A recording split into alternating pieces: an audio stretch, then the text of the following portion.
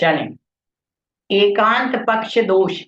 सबसे पहले समझ लें नयाभास। एकांत पक्ष के दोष का मतलब है नयाभास, दुर्नय, कुनय, खोटे नय। तो नयाभास क्या है? जो नय तो नहीं है पर नय की भांति लगता है, वो कहलाता है नयाभास। ठीक है? जो नय तो नहीं है पर नय की भांति दिखाई पड़ता है, वो कहलाता है नयाभास।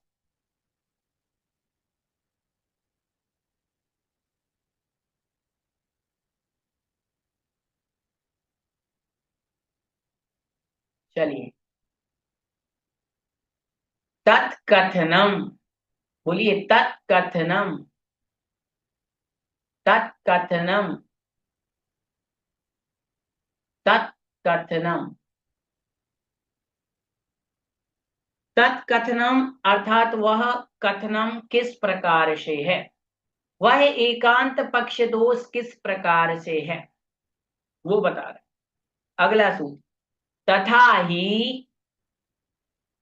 ही सर्वथैकांतेन, सर्वथैकांतेन सदरूपस्य न, सदरूपस्य न नियतार्थ, नियतार्थ व्यवस्था, व्यवस्था संकरादि दोषत्वात्, संकरादि दोषत्वात्।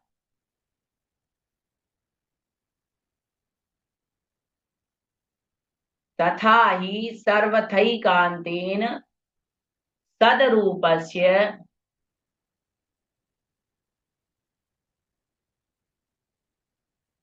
तथा ही सर्वथैकान्तेन सदरूपस्य न नियतार्थ व्यवस्था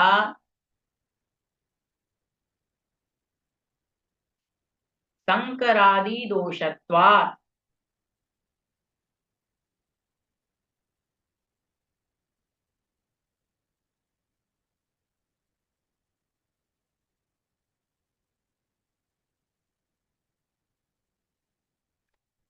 तथा ही सर्वथैकान्तेन सदरूपस्य न नियतार्थ व्यवस्था संकरादि दोषत्वात्। बोलिए।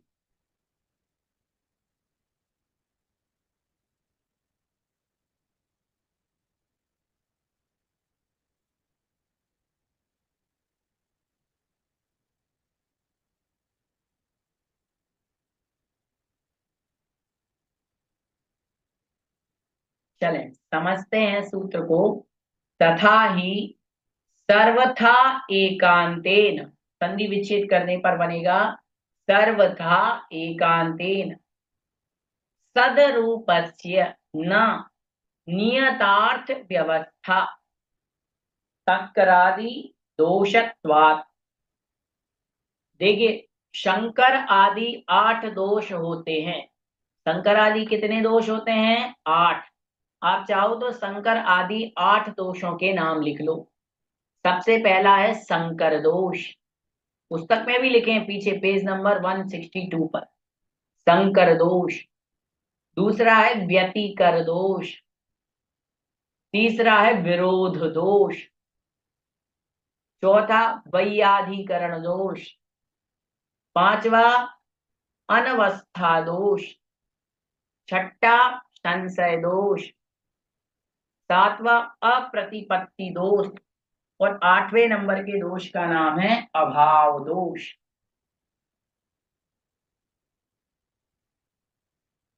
ये सारे के सारे दोष होते हैं। ठीक है, अब इन दोषों के बारे में हम और डिटेल में बाद में समझेंगे, पहले सूत्रों को समझ लेते हैं। कहते हैं शंकर आदि दोषों से दोषत्वात्, शंकर आदि दोषत्वात्, शंकर आदि दोषों से दूषित होने के कारण सर्वथा एकांतेन, सर्वथा अर्थात पूर्ण रूप से, एकांतेन एकांत मानने पर सदरूपस्य, सदरूप पदार्थ की नियतार्थ व्यवस्था, नियत अर्थ व्यवस्था नहीं हो पाएगी। देखिए यहां पर ये कह रहे हैं कि सर्वथा नियत पक्ष आप मानोगे, जैसे शंकर आदि दोष है, शंकर आदि दोषों के कारण सर्वथा आप एकांत रूप से तदरूप पदार्थ की नियत अर्थव्यवस्था नहीं हो पाएगी। सर्वथा नियत रूप मानने पर पदार्थ एक हो जाएगा और एक रूप होने पर अर्थ क्रियाकारित्व का अभाव हो जाएगा। अर्थ क्रियाकारित्व क्या है? वस्तु का धर्म है ना, और वस्तु का धर्म क्या हो जाएगा? उल्लंघित हो जाएगा। जैसे कि आप कहोगे, उदाहरण के लिए मैं कहूं आत्मा तो अमूर्तिक ही है, गलत हो जाएगा। बताओ, आत्मा अमूर्तिक ही है कह दोगे तो फिर कर्मों का बंध कैसे होगा? बताइए साधना जी। एकांत पक्ष से हमने कह दिया आत्मा अमूर्तिक ही है, और अमूर्तिक आत्मा तो सिद्ध भगवान की है और उनके कभी कर्मों का बंध नहीं होता।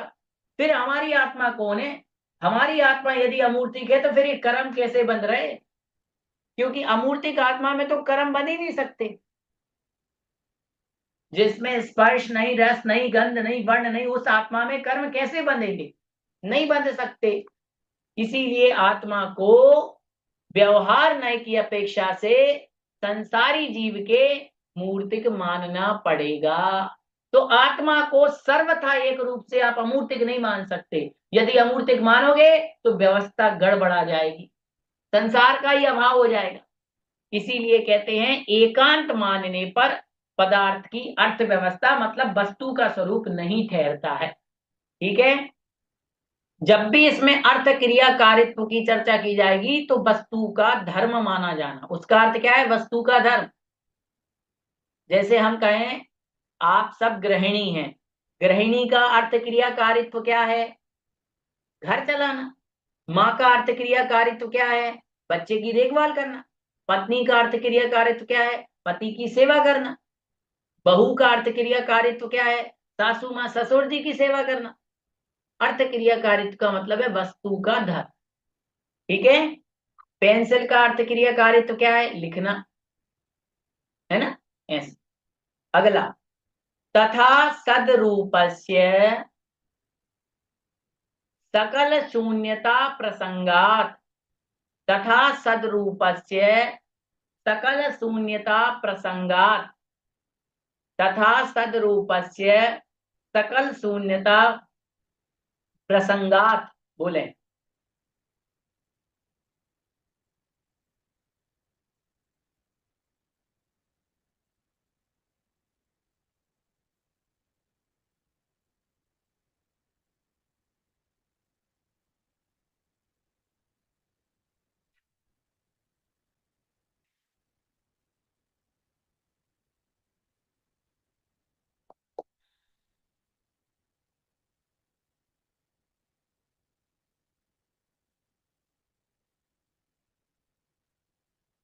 कहते हैं तथा सदरूपस्य सकल शून्यता प्रसंगात, कह रहे हैं सर्वथा एकांत रूप से असद रूप माना जाए तो सकल शून्यता का प्रसंग आ जाएगा। तथा संधि विच्छेद करने पर तथा और सत साथ में है, तो कहते हैं कि सर्वथा एकांत रूप से किसी को असत रूप माना जाएगा तो सकल शून्यता का प्रसंग आ जाएगा। तो आप किसी को पूर्णता असत भी नहीं मान सकते और पूर्णता सत भी नहीं मान सकते, दोनों मानना पड़ेगा। ऊपर क्या कहा था इन्होंने, यदि सतरूप मान लिया, सतरूप का मतलब है यदि नियत मान लिया तो भी दोष आ जाएगा, और पूर्ण रूप से अनियत मान लिया तो भी दोष आ जाएगा। इसलिए किसी अपेक्षा से नियत है, किसी अपेक्षा से अनियत है, ये सम्यक नय है। और आप एक अपेक्षा से नियत ही मानोगे तो भी नयाभास होगा, और अनियत भी मानोगे तो भी दोष आ जाएगा। मान लिया जी, आया समझ में? चलें अगला, नित्यस्यैक, नित्यस्यैक, नित्यस्यैक रूपत्वादेक, रूपत्वादेक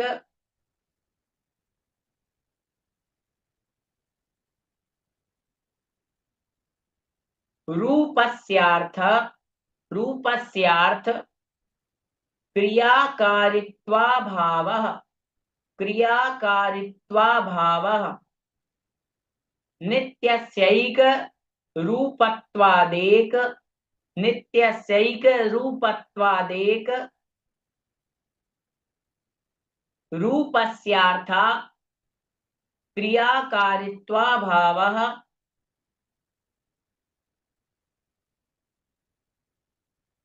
नित्यस्यैक रूपत्वादेक रूपस्यार्थ क्रियाकारित्वभावः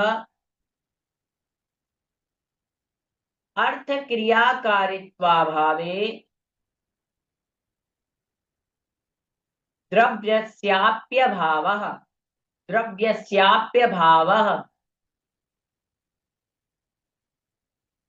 अर्थ क्रियाकारित्वाभावे द्रव्यस्याप्यभावः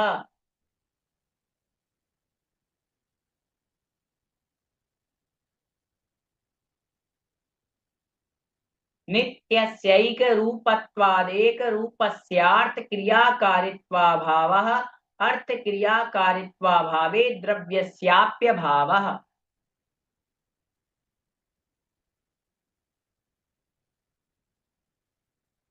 चलें बोलें।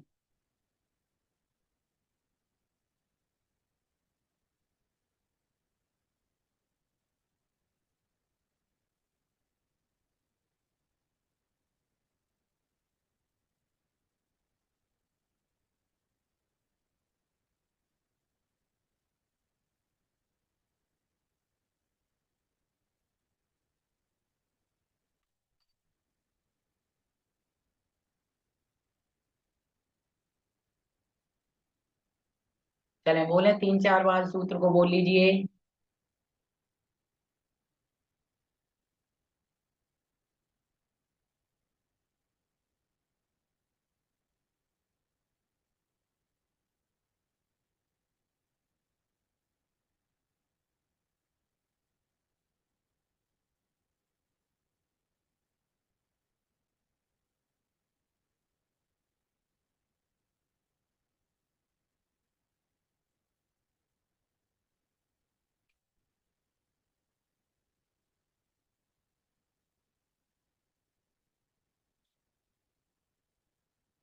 चलें, कहते हैं नित्य, नित्यस्य एकस्य रूपत्वात् एक रूपस्य अर्थ क्रियाकारित्वा भावा। कहते हैं सर्वथा रूप से, सर्वथा नित्य रूपस्य, नित्यस्य मतलब सर्वथा नित्य रूप मानने पर एकस्य रूपस्यार्थ पदार्थ एक रूप हो जाएगा। यदि सबको आप नित्य मान लोगे तो पदार्थ फिर एक रूप हो गए, सबको नित्य मानोगे तो सब एक जैसे हो गए कि नहीं हो गए? एक रूप होने पर अर्थ क्रियाकारित्व अभाव, अर्थ क्रियाकारित्व का अभाव आ जाएगा, और अर्थ क्रियाकारित्व अभावे द्रव्यस्य अपि अभाव, और अर्थ क्रियाकारित्व का अभाव होने पर पदार्थ का भी अभाव हो जाएगा। इसलिए कहते हैं एकांत से एक रूप वस्तु को मानने पर सर्वथा एक रूप होने से विशेष का अभाव हो जाएगा। आप सारे द्रव्यों को एक मान लो, मान सकते हो क्या अखिलेश जी, नीलम जी? सब द्रव्य एक हैं क्या? नहीं, जीव का अपनी विशेषता है, पुद्गल की अपनी विशेषता है, धर्म द्रव्य की अपनी विशेषता है। पुद्गल द्रव्य मूर्तिक है, जीव द्रव्य अमूर्तिक है, वो कथनचित मूर्तिक भी है, लेकिन धर्म अधर्म और काल ये तो अमूर्तिक ही है। पुद्गल द्रव्य अचेतन है, जीव द्रव्य चेतन है, धर्म अधर्म द्रव्य अचेतन है। कैसे एक मान लें? यदि सारे द्रव्यों को सर्वथा रूप से, नित्य रूप से एक मान लिया जाए तो फिर अर्थ क्रिया कारित्व का अभाव हो जाएगा। आ गई बात समझ में?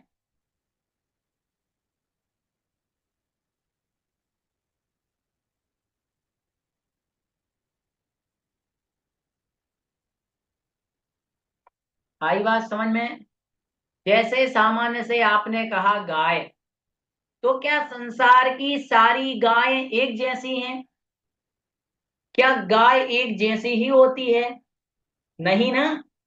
नील गाय भी होती है, जंगली गाय भी होती है, अपने यहाँ भी गाय होती हैं, छोटी गाय भी होती हैं, और भी जर्सी गाय अलग होती है, दूसरी गाय अलग होती है। होती कि नहीं होती? गाय कलर की अपेक्षा कोई सींग वाली होती हैं, कोई छोटी हाइट वाली होती हैं, कोई किसी नस्ल की होती हैं। फिर एक हम कैसे कह सकते हैं? एक नहीं कह सकते। साधना जी क्या पूछ रही हैं? माइक चालू करें। जी भैया जी, सकल शून्यता क्या है ये? सकल शून्यता का मतलब है संपूर्ण समापन। जैसे आपने किसी को कह दिया कि सब संसार अनित्य है, तो सकल शून्यता का प्रसंग आ जाएगा, फिर तो संसार ही खत्म कर दोगे आप कह दोगे सब कुछ अनित्य है, फिर संसार रह कहाँ जाएगा? बताओ। जैसे आपने कह दिया सब अमूर्तिक हैं, सबको आपने अमूर्तिक मान लिया, फिर तो जब अमूर्तिक है तो कर्म बंद हो गई नहीं, सब मोक्षात्मा हो गए, कोई संसार ये बचा ही नहीं है। तो उसे कहते हैं सकल शून्यता, सब कुछ समाप्त हो जाएगा, ऐसा। ठीक है। निशा जी क्या कह रही? माइक चालू करें। जय जिनेन्द्र भैया जी जय गुरु। तीसरा सूत्र फिर से पढ़िए ना, थोड़ा सा पढ़ने में मिस्टेक हो रहा था हमसे। बिल्कुल पढ़ लेते हैं। नित्यस्यैक, बोलिए, नित्यस्यैक रूपत्वादेक, रूपत्वादेक रूपस्यार्थ, रूपस्यार्थ क्रियाकारित्वाभावः, क्रियाकारित्वाभावः अर्थ क्रियाकारित्वाभावे, अर्थ क्रियाकारित्वाभावे द्रव्यस्याप्यभावः, द्रव्यस्याप्यभावः नित्यस्यैक रूपत्वादेक रूपस्यार्थः क्रियाकारित्वाभावः अर्थ क्रियाकारित्वाभावे द्रव्यस्याप्यभावः।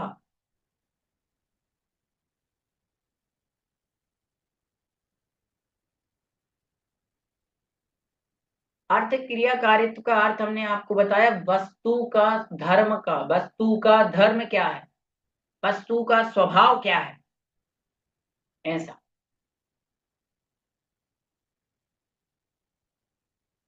तो यहां पर ये बताया कि सबको हम एक रूप मान लेंगे, सबको नित्य मान लेंगे, तो पदार्थ का ही अभाव हो जाएगा।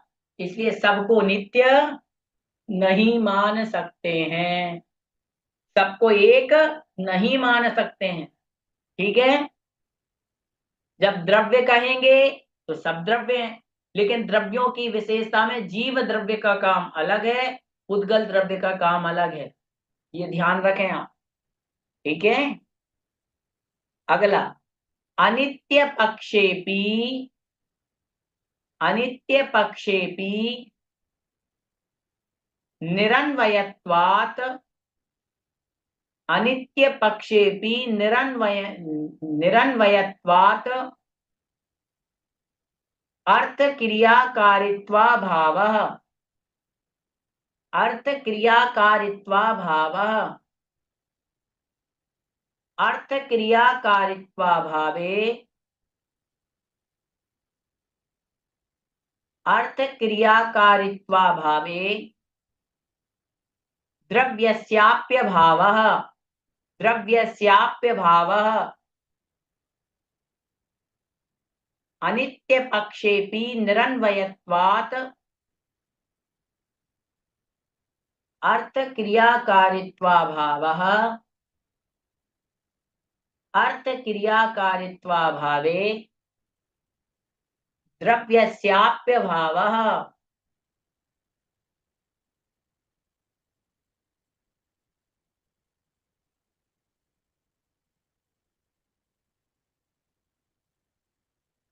चलें बोलिए। अनित्य पक्षेपि निरन्वयत्वात् अर्थ क्रियाकारित्वाभावः अर्थ क्रियाकारित्वाभावे द्रव्यस्याप्यभावः।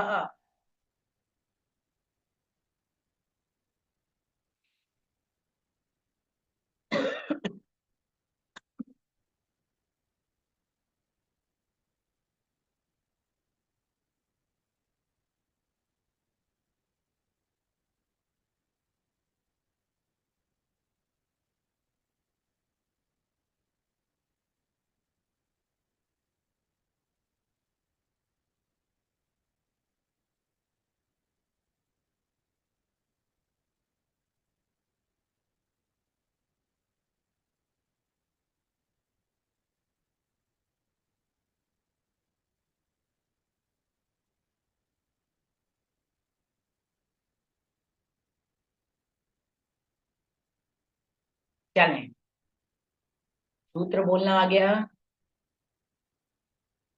क्या कहते हैं सूत्र में? अनित्य पक्षेपि और अनित्य पक्ष की अपेक्षा निरन्वयत्वात् निरन्वय अर्थात निर्द्रव्य होने पर अर्थ क्रियाकारित्व अभाव अर्थ क्रियाकारित्व का अभाव आ जाएगा।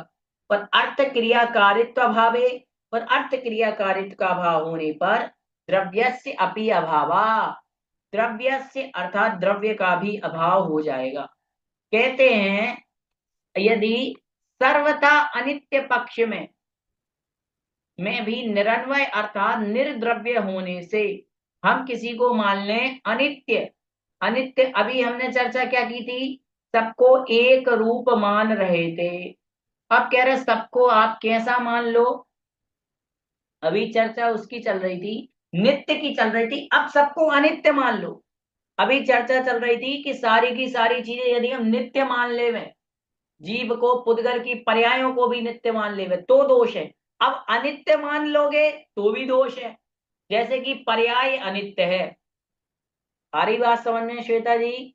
मनुष्य पर्याय अनित्य है। अनित्य मतलब नष्ट होने वाली है, लेकिन जीव द्रव्य थोड़ी अनित्य है। ये जो जीव है वो नित्य है, जीव द्रव्य नित्य है, लेकिन इसमें जो ये पर्याय है ये अनित्य है। लेकिन सर्वथा अनित्य मानने पर नित्यता के अभाव का प्रसंग आ जाएगा। फिर तो ये मनुष्य पर्याय को आप अनित्य मानोगे सर्वथा रूप से, तो फिर तो मनुष्य पर्याय कभी होगी नहीं। फिर तो द्रव्य भी अनित्य हो जाएगा। सर्वथा अनित्य ही मान लो, फिर तो द्रव्य भी अनित्य हो गया, जीव भी मरण को प्राप्त हो जाएगा। आ रही बात समझ में? आपने अनित्य मान लिया पूर्ण रूप से, तो जीव भी तो अनित्य हो गया। तो आपको ये मानना पड़ेगा भैया पर्याय अनित्य है, द्रव्य नित्य है। लेकिन द्रव्य को भी अनित्य मान लोगे तो द्रव्य का ही अभाव हो जाएगा। फिर जीव द्रव्य तो खत्म ही हो गया ना, और जीव द्रव्य खत्म हो गया तो अर्थ क्रिया कार्य का अभाव आ जाएगा। वस्तु का धर्म नष्ट हो गया। फिर तो आई बात समझ में? जबकि हमें पता है द्रव्य कभी नष्ट नहीं होता, ये जीव कभी मरने वाला नहीं है, मरता तो शरीर है। ठीक है, तो ये दोष यहां पर बताते हैं कि पर्याय अनित्य है, द्रव्य नित्य है, और सर्वथा अनित्य मानने पर नित्यता के प्रसंग का अभाव आ जाएगा। अर्थात पर्याय में अन्वय रूप से रहने वाले द्रव्य का अभाव हो जाएगा, और अन्वय द्रव्य के अभाव में पर्याय का अभाव हो जाएगा। अतः यहाँ पर दोष हो जाएगा, ऐसा मानना ठीक नहीं है। आपने कह दिया पर्याय नहीं होती, द्रव्य नहीं होता, पर्याय नहीं तो द्रव्य खत्म, द्रव्य भी खत्म हो गया, पर्याय भी खत्म हो गई, फिर बचा ही क्या संसार में? तो ऐसा अपन नहीं मान सकते हैं।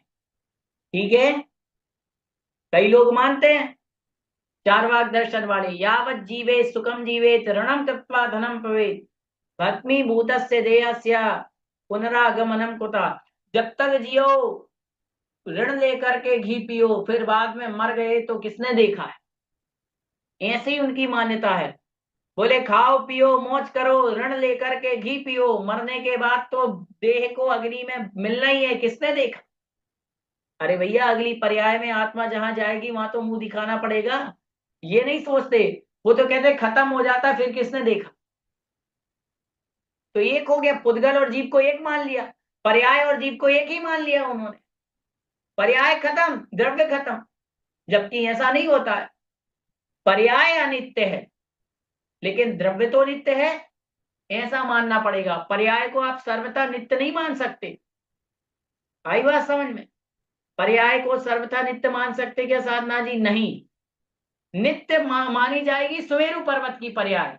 हमने पढ़ा था, पर्याय आर्थिक नय की अपेक्षा से अनादि नित्य पर्याय सुमेरु पर्वत की है। लेकिन सारी पर्याय नित्य है क्या? नहीं। इसलिए पर्याय को पूर्ण रूप से हम नित्य भी नहीं मान सकते, पूर्ण रूप से अनित्य भी नहीं मान सकते। तो फिर क्या करें? बीच का रास्ता निकाला। बोले सुमेरु पर्वत की पर्याय अनादि नित्य है, लेकिन ये वाली पर्याय अनित्य है। आ गई बात समझ में।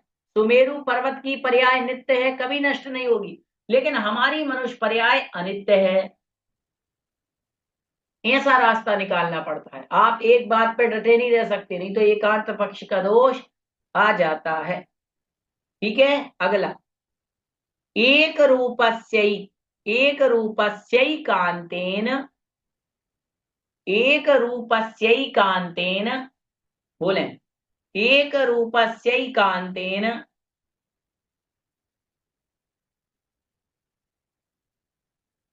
विशेषाभावः, विशेषाभावः। अभिलाषा जी कह रही भैया जी थोड़ा टफ लग रहा है। टफ लगेगा लेकिन आएगा समझ में, थोड़ा टाइम लगेगा, पहली पहली बार पढ़ रहे हैं ना ये, इसलिए आपको टफ लग रहा है। एक रूपस्यैकांतेन विशेषाभाव, एक रूपस्यैकांतेन विशेषाभाव सर्वथैक रूपत्वात्, सर्वथैक रूपत्वात् विशेषाभावे, विशेषाभावे सामान्यस्याप्यभाव, सामान्यस्यापभावः। एक एक स्वरूपस्यैकान्तेन विशेषाभाव, एक स्वरूपस्यैकान्तेन विशेषाभावः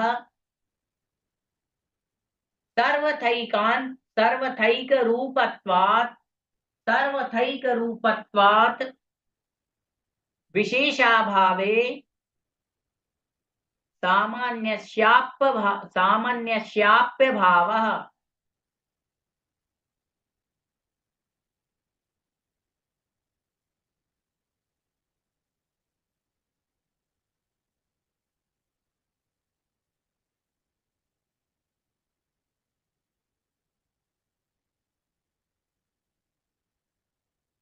बोलिए।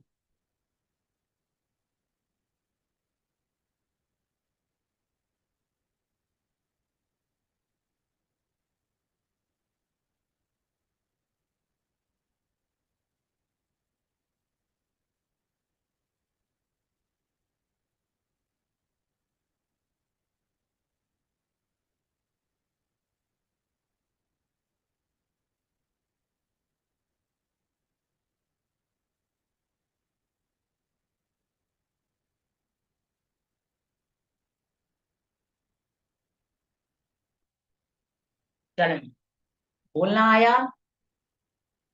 एक रूपस्यैकान्तेन अर्थात एक स्वरूपस्य एकांतेन, एक स्वरूपस्य एकांतेन। यदि कोई एकांत रूप से एक ही स्वरूप को, अभी भी मैंने बताया था, कोई एकांत रूप से एक ही स्वरूप को मानेगा तो विशेषा अभावा, विशेष का अभाव हो जाएगा। आप सारे के सारे तत्व को एक मान सकते हो क्या? सारे द्रव्य को एक मान सकते हो क्या? पांचों पापों को एक मान सकते हो क्या? एक तो नहीं मान सकते ना। पांचों उंगलियां जब एक नहीं होती हैं तो छहों द्रव्य एक कैसे होंगे? तो कह रहे हैं कि एक रूप यदि मान लेंगे एकांत से तो विशेष का अभाव हो जाएगा। विशेषता क्या रह जाएगी फिर? जीव और पुद्गल को एक मान लेंगे तो जीव और पुद्गल में अंतर और विशेषता क्या रह जाएगी? और जब विशेषता नहीं रह जाएगी सर्वथा एक रूप से, तो विशेष का अभाव हो जाएगा। और विशेष का अभाव हो गया तो सामान्य का भी अभाव हो जाएगा। जब विशेष ही नहीं है तो फिर सामान्य कैसे कहोगे?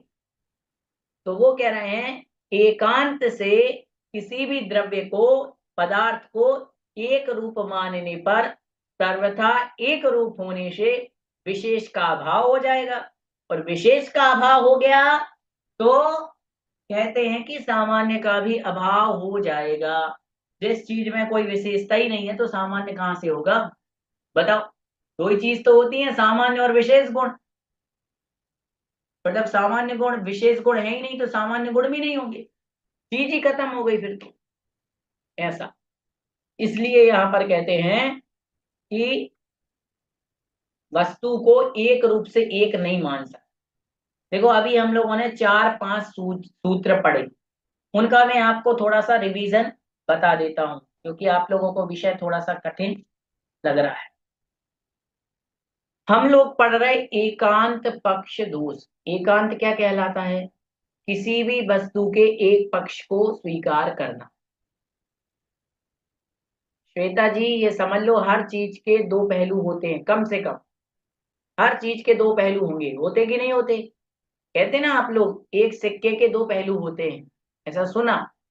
अब एक सिक्के के दो पहलू होते हैं, पक्की बात है। देखो आपको बता ही देते हैं, ये रखा सिक्का, ये रहा सिक्का, और इस सिक्के के दो पहलू हैं, है कि नहीं? लेकिन एक पहलू को आप मानोगे और एक को नहीं मानोगे तो ये एकांत हो गया, और दोनों को मानोगे तो अनेकांत है।